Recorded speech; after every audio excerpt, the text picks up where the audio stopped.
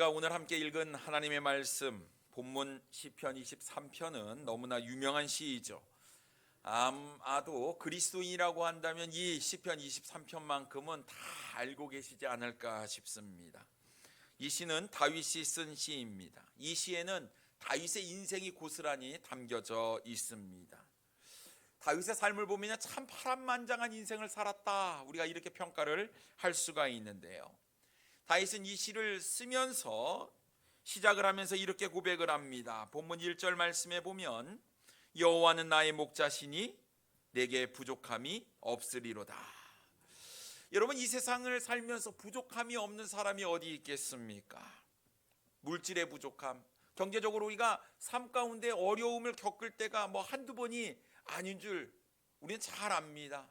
특히 사업하시는 분들은 참 어려움을 봉착해서 참 삶이 힘들다고 느낄 때가 참으로 많이 있겠지요. 시간의 부족함을 우리는 또 경험을 하게 됩니다. 건강의 부족함도 경험을 하게 됩니다. 어떤 내 자신의 능력의 부족함도 우리는 경험을 하게 됩니다. 늘 우리는 삶 가운데 부족함에 허덕이며 살아가고 있습니다. 그런데 오늘 다윗은요, 내게 부족함이 없다라는 놀라운 믿음의 고백을 하고 있습니다. 사실 다윗의 삶을 살펴보면요, 부족함 투성이었어요. 그런데 다윗이 이런 고백을 할 수 있었던 것은 분명한 이유가 있는데, 하나님은 나의 목자가 되신다라는 믿음 때문이었습니다. 여러분, 하나님께서 나의 목자가 되신다라는 이야기는 내가 어떤 존재라는 표현입니까? 나는 양이다라는 표현이에요. 양은요, 방향 감각이 없어가지고 앞에 가는 양의 엉덩이만 보고 따라가는 동물이지요. 또 무기력한 동물입니다. 일반적으로 동물은 자신을 보호할 수 있는 또 강한 이빨이나 또 강한 발톱을 가지고 있지만 양은 그렇지 못했어요. 심지어 연약한 것들은요, 보호색을 가지고 있는데 양은 또 그렇지도 못했다라는 것입니다. 양은 반드시 목자의 돌봄을 받아야만 살 수 있는 동물이었어요. 다시 말해서 다윗은요, 자신을 양이라고 표현을 하고 하나님이 목자라 이렇게 표현하는 것은 내 삶에 있어서 반드시 하나님이 있어야 함을 고백하고 있는 것입니다. 다윗은 목동 출신이었기 때문에 누구보다 목자의 마음에 대해서 너무나 잘 알았어요. 목자는요, 어찌하든지 어떤 상황 가운데서든지 양떼를 지키는 것이 목자였습니다. 아무리 사나운 짐승이 나타날지라도 양떼를 지키기 위해 자신의 생명도 기꺼이 내어놓을 수 있는 이 참된 목자를 누구보다도 다윗은 잘 알고 있었습니다. 양의 모습을 봐도 양의 상태를 알 수가 있는 거예요. 때로는 쉼이 필요하구나, 때로는 물이 필요하구나, 때로는 양식이 필요하구나. 그 필요에 따라서 그 필요를 공급하는 것이 바로 목자였습니다. 다윗이 하나님을 자신의 목자라고 고백한 것은 하나님께서 자신을 반드시 지키시고 보호하시는 그런 믿음이 있었기 때문이었는데요. 부족함이 있을 때마다 그 부족함을 채워주시는 하나님의 놀라운 능력과 은혜를 경험했던 다윗이 내 삶에 부족함이 있을 때마다 채워주시는 그 놀라운 하나님의 은혜를 찬양하고 있는 것을 우리가 보게 되는 것입니다. 하나님은 우리의 목자가 되셔서 우리의 필요를 채우시고 부족함이 없게 하십니다. 여러분, 이스라엘 백성들은 그의 삶 가운데에 이 하나님의 돌보심, 보호하심, 인도하심을 늘 체험을 했어요. 이스라엘 백성이 광야 생활을 하는 중에도 하나님은 이스라엘 백성들을 먹이시고 입히셨습니다. 신명기 8장 4절 말씀에 보면 이 40년 동안에 내 의복이 헤어지지 아니하였고 내 발이 부르트지 아니하였느니라 라고 말씀하고 있습니다. 여러분, 생각해 보십시오. 광야에서 40년 동안 생활을 하는데 어찌 의복도 신발도 헤어지지 않았을까요? 먹을 양식이 없는 그곳에서 하나님의 인도하심과 돌보심이 있었기 때문에 만나와 메추라기를 주시고 불기둥과 구름기둥으로 그들을 보호해 주시는 하나님의 놀라운 그런 돌보심을 그들은 경험하게 되었습니다. 우리의 인생도 마찬가지 아닙니까? 우리가 하나님을 나의 목자로 인정할 때 우리의 삶은 부족함이 없는 삶이 되어지리라고 믿습니다. 왜냐하면 주님께서 우리의 필요를 아시는 거예요. 내 자녀, 내 사랑하는 자녀, 그 자녀의 필요를 다 아시고 부족함이 없게 채워주시는 그 하나님의 은혜가 우리의 삶 가운데 있어야 하는 것입니다. 그렇다고 한다면 하나님께서 우리의 목자가 되셔서 우리를 인도하시는 대로 우리는 그 인도하심을 따라 말씀에 순종하는 삶을 살아야 하지 않을까요? 그래야 우리의 삶에 부족함이 없게 되리라고 믿습니다. 오늘 우리는 본문 말씀을 가지고 부족함이 없는 인생이라는 제목으로 함께 은혜를 나누기를 원합니다. 첫째로 부족함이 없는 인생은 하나님의 인도하심을 따르는 인생입니다. 우리의 목자 되신 하나님은요, 우리를 푸른 풀밭과 쉴만한 물가로 인도하신다고 성경에 말씀하고 있어요. 2절 말씀에 보면 그가 나를 푸른 풀밭에 누이시며 쉴만한 물가로 인도하시는도다. 양에게 필요한 것이 무엇입니까? 푸른 풀밭, 쉴만한 물가예요. 목자는요, 양을 배불리 먹게 합니다. 만족함을 누리게 하는 삶을 살게 만들지요. 근데 이 풀밭이요, 풀밭인데 그냥 풀밭이 아닙니다. 어떤 풀밭입니까? 푸른 풀밭이래요. 푸른 풀밭. 푸른 풀밭은요, 단순히 먹을 수 있는 풀이 많은 곳을 의미하는 것이 아닙니다. 여기서 푸른 풀은 원어로 살펴보면요, 어리고 연한 풀, 새로 돋는 풀을 이야기하는 거예요. 다시 말해서 비가 온 뒤에 돋아나서 저습지나 들판을 덮는 부드러운 풀, 먹기에 가장 최고급의 풀을 이야기하고 있는 것입니다. 우리의 목자 되신 하나님께서 우리를 그런 풀밭으로 인도를 하신다고 말씀하고 있는 거예요. 뿐만 아니라 양들이 목을 축일 수 있게 물가로 인도를 합니다. 이 양에게 없어서는 안 될 것이 바로 물이지요. 근데 어떤 물가입니까? 거세고 막 폭풍이 몰아치는 그런 물가입니까? 아니에요. 쉴만한 물가. 여기서 쉴만한이라는 것을 또 원어로 살펴보니까요, 조용하고 잔잔한 안식처를 이야기하고 있어요. 다시 말해서 우리 주님께서 우리를 인도하시는데 우리가 먹을 수 있는 풍족하고 가장 최고급의 양식과 함께 편히 안식하고 쉴 만한 조용한 안식처로 우리를 인도해 주신다고 말씀하고 있습니다. 실제로 팔레스타인 지역은요, 건기와 우기가 뚜렷했습니다. 비가 왔을 때에는 또 먹을 것이 많이 있지만 건기 때에는 먹을 것이 없었어요.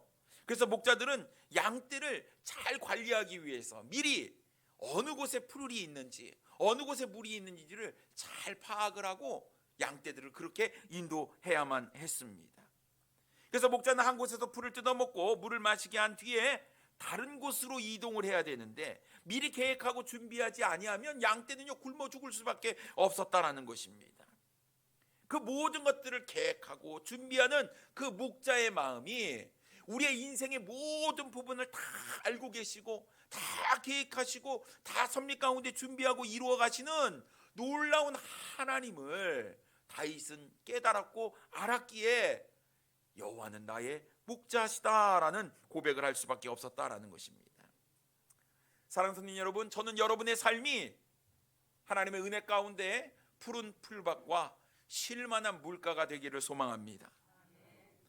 그러기 위해서는 목자이신 하나님께서 인도하신 대로 우리가 잘 순종하며 따라가야 돼요. 하나님을 의지하면 부족함이 없습니다. 우리의 모든 필요를 다 아시고 채워주기 때문이에요. 그러므로 우리는 걱정이나 염려를 할 필요가 없습니다. 여러분, 얼마나 평화롭습니까? 얼마나 안전합니까? 우리의 삶의 모든 연약한 부분들을 다 담당해 주시고 해결해 주시는 주님이 있기에 여러분, 우리가 기도할 수 있는 겁니다. 주님, 내가 답답합니다. 나의 이런 연약함이 있고 나의 부족함이 있습니다 라고 주님께 아뢰십시오. 기도의 능력이 우리에게 주어질 줄 믿습니다. 하나님은 우리가 하나님의 인도하심을 따를 때 우리의 영혼을 소생시키시고 의의 길로 인도하십니다. 본문 3절 말씀에 보면요, 내 영혼을 소생시키시고 자기 이름을 위하여 의의 길로 인도하시는도다, 이래 말씀하고 있어요. 여러분, 이 중간에 어떤 단어가 있냐면 자기 이름을 위하여, 다시 말해서 하나님의 이름을 위하여 우리를 의의 길로 인도하신다고 말씀하고 있습니다. 하나님께서 우리를 왜 인도하신다고요? 자기 이름, 하나님의 이름을 위하여 인도하신다라고 말씀하고 있는 거예요. 다시 말해서 하나님께서 우리를 이처럼 인도하시는 것은 우리를 통해서 하나님의 이름이 드러나고 하나님의 이름이 높아지기를 원하는 그런 뜻이 담겨져 있는 거예요. 여러분, 내가 이 땅에 태어난 것이 하나님의 영광을 위해서입니다. 내가 대학에 들어간 것도 하나님의 영광을 위해서입니다. 내가 직장에서 일을 할 수 있는 것도, 내 사업처를 주신 것도 다 하나님의 영광을 위해서 해야 되는 것이죠. 내가 결혼한 것도, 내가 자녀를 낳은 것도, 내가 이 교회에 있는 것도, 내 삶은 곧 하나님의 이름을 드러내기 위함입니다. 우리 하나님께서 우리 자녀들이 영광을 받고 높임을 받고 존귀함을 입어서 결국은 우리 하나님께서 영광을 받으시기를 원하신다라는 거예요. 그러니 우리를 채워주시고 돌봐주시고 인도해 주신다고 말씀하고 있는 거예요. 여러분, 우리의 삶이 편할 때, 그럴 때 더 하나님께 잘해야 돼요. 하나님의 은혜 가운데 우리가 거할 때 하나님, 오늘도 나에게 이런 부족함이 없는 인생을 허락해 주셨군요. 부족함이 없는 하루를 허락해 주셨군요. 하나님 감사합니다 라고 우리는 하나님께 고백하며 더 주님을 의지해야 될 줄 믿습니다. 만약 양이요, 내가 잘났다고 목자의 품을 떠나서 제 마음대로 행동하고 자기 마음대로 가버린다면 어떻게 될까요? 그 양은 곧 길을 잃어버릴 것이고 얼마 가지 못해서 죽게 될 것이에요. 여러분, 주님의 은혜 가운데 거할 때 주님의 은혜를 감사할 수 있는 우리 사랑하는 성도님들 되기를 원합니다. 평안할 때 조심해야 돼요. 평안할 때 내가 정말 감사하는 삶을 살고 있는지 아니면 내가 교만해 있는지를 잘 보셔야 돼요. 은혜되게 하는 것은 날마다 그 은혜를 묵상하고 감상하는 우리의 삶에 달려있다라는 사실이지요. 나의 잘남이 아니라 하나님의 인도하심을 고백하며 더욱 하나님을 의지하시는 우리 사랑하는 성도님들 되기를 원합니다. 두 번째로, 부족함이 없는 인생은 하나님이 보호하시는 인생입니다. 여러분, 우리의 인생이요, 푸른 풀밭과 쉴만한 물가만 있으면 얼마나 좋겠습니까? 하지만 우리의 인생 가운데에 사망의 음침한 골짜기를 만날 때가 있다라는 거예요.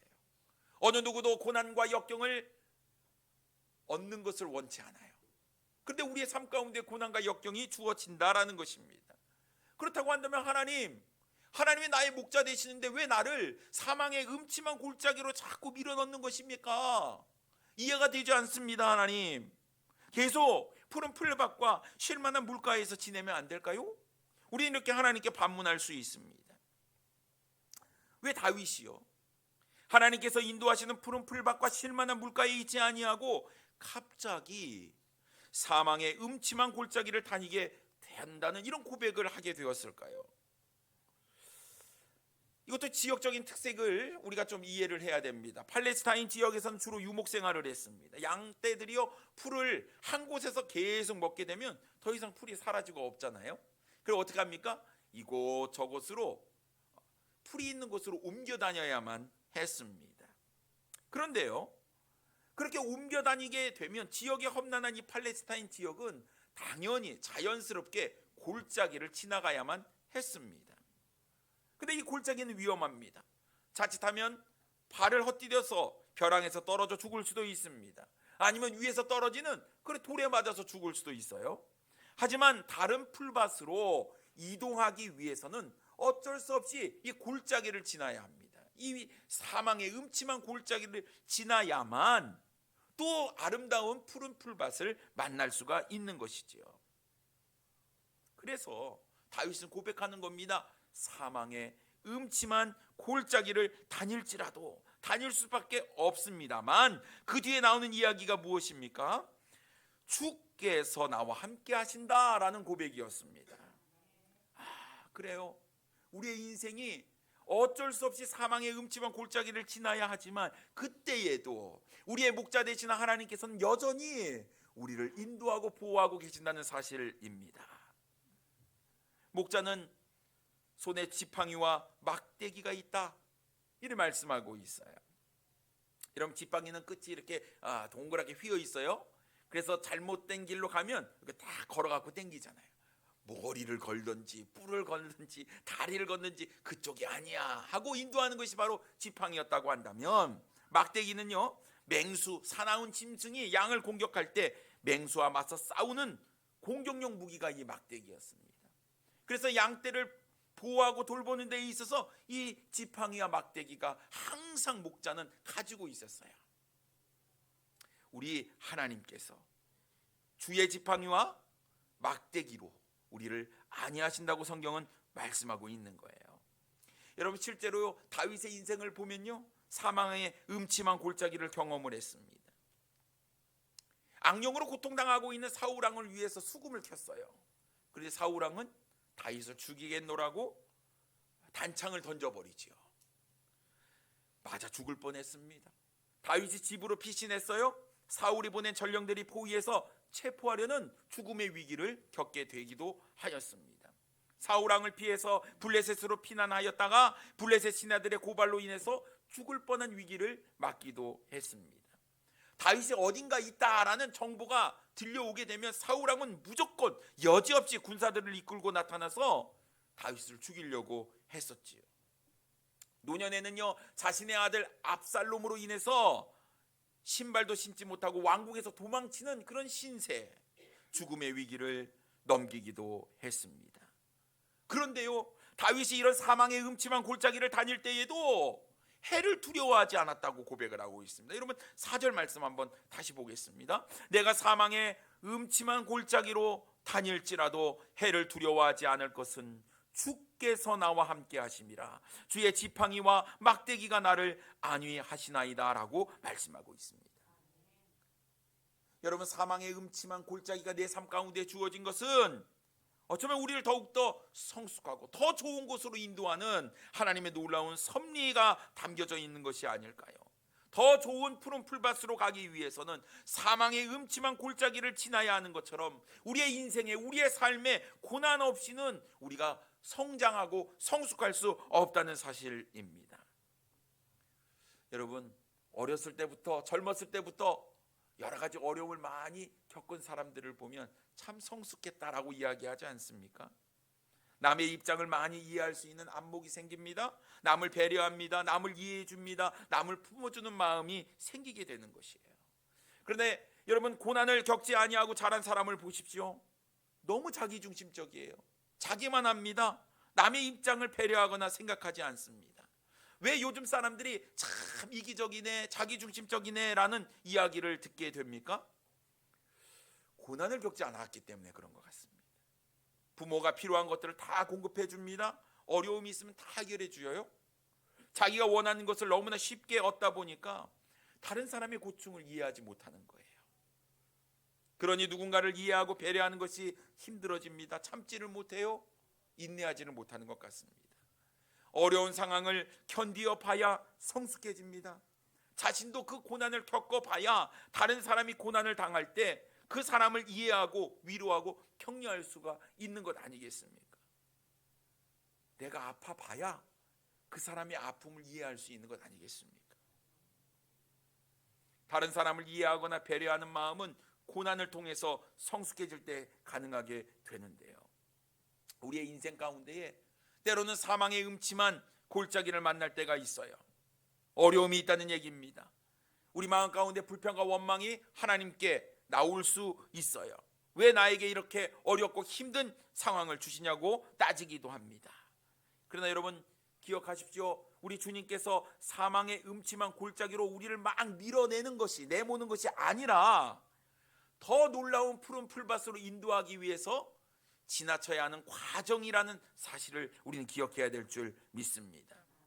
그 가운데서도 여전히 우리와 함께 하시는 주님께서 계시기 때문에 우리는 이 삶의 어려운 고난을 잘 통과할 수 있고, 우리는 푸른 풀밭도 쉴만한 물가도 만날 수가 있는 것입니다. 그러니 여러분, 내 삶 가운데 사망의 음침한 골짜기를 우리가 다닐지라도 너무 걱정하거나 두려워하지 마십시오. 고난 가운데 홀로 내버려 두지 아니하는 우리 하나님이 나와 함께 하시기 때문에 그렇습니다. 이사야 41장 10절 말씀에 보면, 두려워하지 말라, 내가 너와 함께함이라. 놀라지 말라, 나는 내 하나님이 됨이라. 내가 너를 굳세게 하리라. 참으로 너를 도와주리라. 참으로 나의 의로운 오른손으로 너를 붙들리라. 우리 주님 말씀하고 계십니다. 양들이여 얼마나 두렵겠습니까? 하지만 목자 되신 주님께서 함께 하시기 때문에 두렵지 않는 거예요.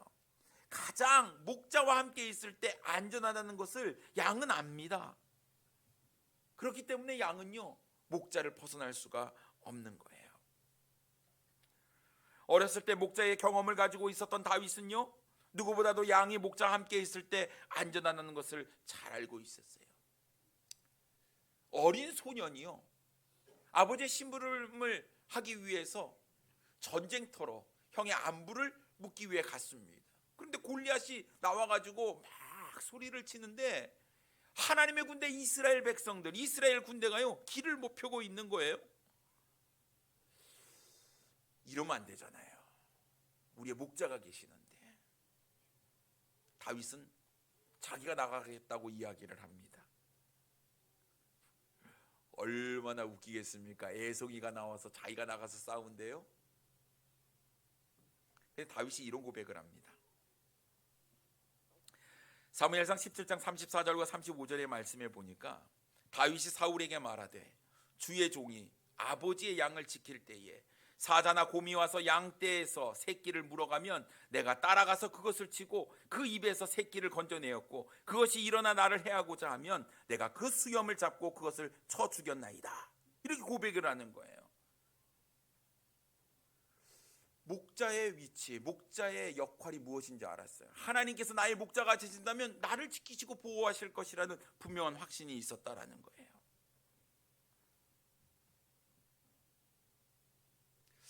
우리 지난 주간 우리 학생연합수련회가 있었습니다. 한 130여 명 모여가지고 2박 3일 동안 이렇게 지내게 되었어요. 4년 만에 이제 연합수련회 매년 했던 일이었는데 하지 못하다가 이번에 했습니다. 얼마나 감동이 되던지요. 말씀도 또 모든 프로그램도 아이들이 얼마나 열심히 따라했는지 몰라요. 이제 오전에는 이제 주제 강의가 있었고 또 오후에는 이제 레크레이션 또 체육 활동 이런 것들이 있었고요. 저녁에는 예배가 있었습니다. 근데 우리 연합수련하면요 예배가 길어져요. 제가 이야기했습니다. 20분 설교하십시오. 30분이 맥시멈입니다. 이랬어요. 그 설교가요 1시간 10분을 했어요. 근데 아이들이 지루하지 않았어요. 얼마나 집중을 했는지. 참 우리 아이들이 하나님의 말씀을 사모하는 마음이 있다라는 것들을 우리가 깨닫게 되었고요. 아이들의 말씀에 반응을 하는데요. 둘째 날 하나님의 말씀을 듣고 앞으로 초청을 했습니다. 그런데 초청이라는 것을 경험해 본지를 못했어요, 애들이. 그래서 앞에 나와서 주님께 내 삶을 드리겠다 헌신하실 분들 앞에 나와서 기도하자고. 그러니까 아이들이 나오기 시작하는데요. 제가 보니까 한 30여 명 넘게 나온 것 같아요. 기도를 하라, 앞으로 나오라 하는데 모르는 거예요. 막 단상으로 올라옵니다, 애들이. 기도하러 올라오는 거예요. 그러니까 말씀 전하시는 목사님이 아야 밑에서 기도하라고. 우리는 보통 이제 앞에 나와서 무릎 꿇고 기도하지 않습니까? 애들이 모르니까 서서 기도하는 거예요. 서서 목사님 앞에서 막 하는데, 근데 그런 모습이 얼마나 감동이 되는지요. 하나님께서 나의 목자가 되시고 내 삶을 주님께 드리겠습니다라는 이 어린 학생들의 이 고백이요, 참 뒤에 있는 우리 사역자들보다 좀 낫다 하는 생각이 드는 거예요. 오늘 소년 다윗이요 이렇게 하나님, 나의 목자 되신 하나님을 믿고 나왔을 때 어른들은 뭐라고 이야기합니까? 왕은 뭐라고 얘기해요? 장군들은 뭐라고 이야기합니까? 이 애송이 같은 너야, 이게 되겠냐? 지금 우리가 여기 왜 있는 줄 아냐? 골리앗이 무서워서 그런 거야, 이렇게 얘기하고 있는 거 아닙니까? 근데 소년 다윗은 어떻게 생각을 했어요? 하나님께서 나의 목자가 되시는데 무슨 두려움이 있느냐 하는 거예요. 믿음이라는 것은 이게 진짜 믿음 아닙니까? 순진하고 순수하고 하나님의 말씀 그대로 믿고 나의 왕이시오, 나의 목자 되시오, 나의 주가 되시는 주님을 믿고 나아가는 것, 이게 믿음인 줄 믿습니다. 우린 너무나 계산하는 것 같아요. 지금 사망의 음침한 골짜기를 지나가는데, 지금 골짜기를 지나가는데 한 20% 지나갔는데 나머지 80%는 어떻게 지나갈까 고민하는 우리의 인생, 우리의 삶의 모습. 다윗은요 그러지 않았어요. 왜요? 그렇게 내가 사망의 음침한 골짜기를 다닐지라도 주님께서, 목자 되신 나의 하나님께서 나와 함께 하시고 주님의 지팡이와 주님의 막대기가 나를 안위하고 계신다는 사실을 믿었기 때문에 그렇습니다.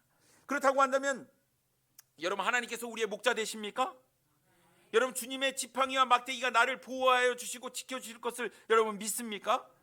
그렇다고 하면 우리의 인생 가운데 사망의 음침한 골짜기를 다닐지라도 우리는 두려워할 필요가 없습니다. 참으세요. 인내하세요. 견디십시오. 하나님께서 우리를 지켜 보호해 주시니까 이 음침한 골짜기를 지나게 되면 더 놀라운 푸른 풀밭이, 쉴만한 물가가 우리에게 주어질 것입니다. 여러분의 삶 가운데 힘들고 어렵습니다. 새해를 시작했는데, 믿음으로 시작을 했는데 삶의 현장 가운데 도시가스 올라간다, 전기료 올라간다, 물가는 팍팍 오른다, 뭐 재밌는 얘기가 하나도 없잖아요. 마음도 팍팍해집니다. 팍팍해집니다. 기쁨이 없어요. 즐거움이 없어요. 삶은 점점 우리를 쪼그라들게 만들지만요, 그러나 이 고난의 시기를 잘 견디고 지나가면 놀라운 쉴만한 물가와 푸른 풀밭이 있는 거예요. 우리 하나님께서 우리를 그렇게 인도해 주실 줄 믿습니다. 여러분, 나를 보호해 주시는, 나를 인도하시는 주님을 끝까지 바라보시는 우리 성도님들 되기를 원합니다. 세 번째로, 부족함이 없는 인생은 하나님의 축복을 누리는 인생입니다. 사망의 음침한 골짜기도 잘 통과한 것 같은데 내 인생 가운데에 원수가 눈앞에 있는 거예요. 얼마나 두렵겠습니까? 얼마나 긴박하고 위험한 순간입니까? 그런데 우리 하나님께서 뭐라고 말씀하십니까? 5절 말씀 보세요. 주께서 내 원수의 목전에서 내게 상을 차려주시고 기름을 내 머리에 부으셨으니 내 잔이 넘치나이다. 이렇게 고백을 하고 있습니다. 원수의 목전에서 주님께서 뭐를 차려주셔요? 상을, 잔치상을 차려주신대요. 아니, 원수가 시퍼렇게 눈을 뜨고 우리를 쳐다보고 있는데 그 앞에서 어떻게 잔치상을 차릴 수가 있단 말입니까? 이것은 무모한 짓이죠. 불가능한 일입니다. 뭐 긴장이 돼갖고 손이 떨려갖고 뭐 밥그릇이나 수저나 제대로 놓을 수 있겠습니까? 그럼에도 불구하고 하나님이 원수의 목전에서도 두려워하지 않고 잔치상을 차린다는 것은 우리 하나님께서 이 원수라고 할지라도 능히 제압할 수 있는 능력이 있기 때문에, 하나님은 패배하거나 실패하지 아니하시는 분이시기 때문에 그 어느 것도 하나님을 이길 수 없다는 것을 우리 하나님께서 아시기 때문에 원수의 목전에서 상을 차리시고 기름을 머리에 붓는 모습을 통해 하나님이 능력자이시고 전능자이심을 우리에게 보여주고 있는 것입니다. 누가 긴장하겠습니까? 원수가 긴장하겠죠. 이건 뭐야? 이렇게 하지 않겠습니까? 어떻게 내가 이렇게 눈을 시퍼렇게 뜨고 쳐다보고 있는데 그 앞에서 잔치상을 차릴 수 있느냐 하는 것입니다.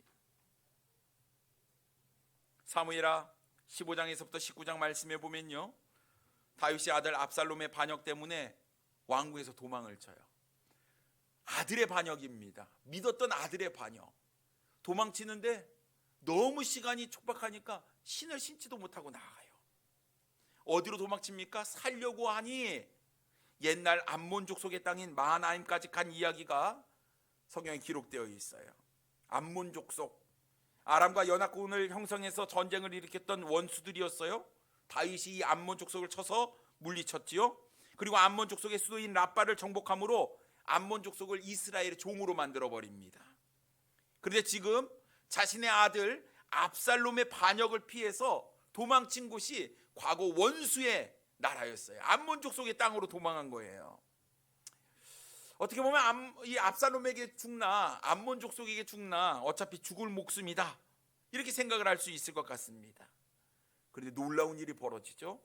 다윗이 그렇게 피신을 했어요. 뭐 멋있게 온 것도 아니에요. 신발도 신지 못한 채 쫓겨나는, 도망치는 그 인생. 그런데 암몬 족속이 다윗과 그의 일행을 환대했습니다. 사무엘하 17장 27절로부터 29절을 제가 한번 읽어보겠습니다. 다윗이 마하나임에 이르렀을 때에 암몬 족속에게 속한 라빠 사람 나하스의 아들 소비와 로데발 사람 암메의 아들 마길과 로글림 길르앗 사람 바르실레가 침상과 대야와 질그릇과 밀과 보리와 밀가루와 볶은 곡식과 콩과 팥과 볶은 녹두와 꿀과 버터와 양과 치즈를 가져다가 다윗과 그와 함께한 백성에게 먹게 하였으니 이는 그들 생각에 백성이 들에서 시장하고 고나고 목마르겠다 함이더라라고 말씀하고 있습니다. 아니 뭐 각종 뭐 필요한 것들을 다 챙겨갖고 다윗에게 주는 거예요. 누가요? 원수가요. 도저히 이루어질 수 없는 일이 일어났어요.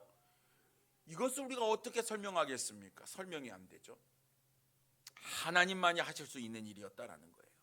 도저히 불가능한 것을 이루게 하시는 하나님, 이 세상의 지혜로는 도저히 이해할 수 없는 일이었습니다만 다윗에게 그 놀라운 축복이 주어졌다라는 사실이에요. 우리가 살면서 원수 앞에 설 때가 있습니다. 우리의 인생 가운데에서 가장 긴박하고 위험한 순간입니다. 도저히 벗어날 수 없는 위기의 순간, 원수의 목전에서 우리는 긴장할 수밖에 없습니다. 물론 원수 때문에 우리가 더 하나님을 의지할 수 있기도 합니다만 때로는 그런 가운데에 우리가 하나님을 의지하지 못하고 내 자신의 경험이나 지식, 능력을 총동원해서 이것을 좀 극복하려고 하는 그런 유혹을 가장 많이 받기도 합니다. 긴박한 순간에 우리는 하나님을 의지하지 못하고 세상과 타협할 수도 있습니다. 자신의 믿음 없는 선택을 합리화시킵니다. 이럴 수밖에 없었다고 이야기를 합니다. 그렇기 때문에 이 원수의 목전은요, 우리의 믿음의 가장 중대한 갈림길이 되는 것입니다. 다윗은요, 원수의 목전에서도 하나님을 의지해야 된다라고 고백을 하고 있습니다. 뭐라고 고백을 합니까? 다윗이 내 앞에 있는 원수를 없애달라고, 원수를 갚게 해달라고 그렇게 고백하지 않았어요. 원수는 다윗의 멸망을 원하지만 다윗은 그 원수의 멸망을 노래하고 있지 않아요. 오히려 다윗의 마음은 하나님께서 자신을 어떻게 대하시는지에 있었다라는 사실입니다. 결국 나를 죽이려는 원수마저도 하나님께서 알아서 해결해 주실 거야. 나는 하나님만 의지할 거야. 나는 하나님만 바라볼 거야 라는 믿음이 다윗에게 있었다라는 것입니다. 그러니 여러분 살펴보십시오. 내 삶 가운데 사망의 음침한 골짜기가 있을지라도, 내 삶 가운데 원수가 내 목전에 있을지라도 여러분 그것이 중요한 것은 아닙니다. 정말 중요한 것은 하나님이 나의 목자가 되시고 나와 함께 한다는 사실입니다. 다윗은 자신의 삶을 돌아보면서 이렇게 결론을 짓습니다. 6절 말씀 보겠습니다. 내 평생의 선하심과 인자하심이 반드시 나를 따르리니 내가 여호와의 집에 영원히 살리로다. 다윗의 파란만장한 인생, 참 고난의 인생을 산 사람, 다윗의 생애가 참 아름답고 복되다라고 이야기할 수 없지만 소년 때부터 부모와 형들에게 인정을 받지 못했어요. 막내 아들로서 왕이 2세의 집안에서 나온다고 하는데 다윗은 준비도 못했어요. 너는 가서 양이나 쳐라. 그런데 이 다윗의 인생, 소외된 인생, 하나님 앞에 놀랍게 쓰임받는 사람으로 변화가 됩니다. 골리앗을 쓰러뜨려 나라를 구했습니다. 이러면 인정을 받아야 될 거 아니에요? 백성들이 나와서 이야기합니다. 다윗은 만만이요, 사울은 천천히라. 그때부터 인생이 꼬이기 시작했습니다. 사울 왕은 이제 다윗을 죽이려고 했어요. 날마다 살해 위협을 받는 겁니다. 도망치는 인생을 살아야만 했어요. 왕이 돼서 어떻습니까? 주변 국가들과 날마다 전쟁을 했어요.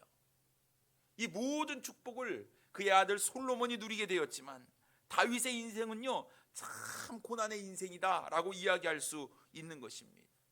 노년에 압살롬의 반역으로 인해서 맨발로 도망쳐야 했던 그의 인생은 어쩌면 단 하루도 두 다리를 쭉 펴고 잘 수가 없는 고난의 인생이라고 이야기를 할 수가 있습니다. 근데 여러분, 다윗이요, 내 인생은 고난의 인생이야 이렇게 얘기하지 않았어요. 어디에도 그렇게 이야기하지 않았다라는 것입니다. 오늘 6절에 있는 고백처럼 내 평생에 선하심과 인자하심이 반드시 나를 따른다 라는 믿음의 고백을 하고 있음을 우리는 보게 돼요.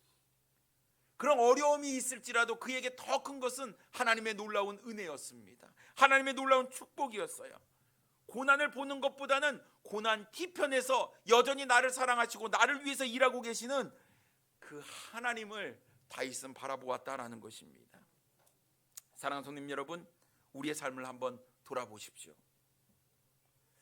머릿속에 이 주마등처럼 지나가는 수많은 고난의 순간들이 있지 않습니까? 우리가 목자 되신 하나님을 의지하였을 때는 하나님의 인도하심과 하나님의 보호하심과 하나님의 축복하심이 있었음을 우리는 고백할 수밖에 없어요. 그러나 내 힘대로 내 뜻대로 했을 때 우리는 넘어졌고 좌절했고 실패했었습니다. 하나님은 우리의 목자이셨고 지금도 우리의 목자 되시는 줄 믿습니다. 고난이 있을지라도 고난을 견디게 하시고 고난을 감당하게 하시고 이 고난을 통해서 더 성장하고 성숙하게 하시고 고난을 겪은 후에는 더 큰 놀라운 축복과 은혜를 주실 하나님. 다윗은 이렇게 고백을 합니다. 내가 여호와의 집에 영원히 살리로다.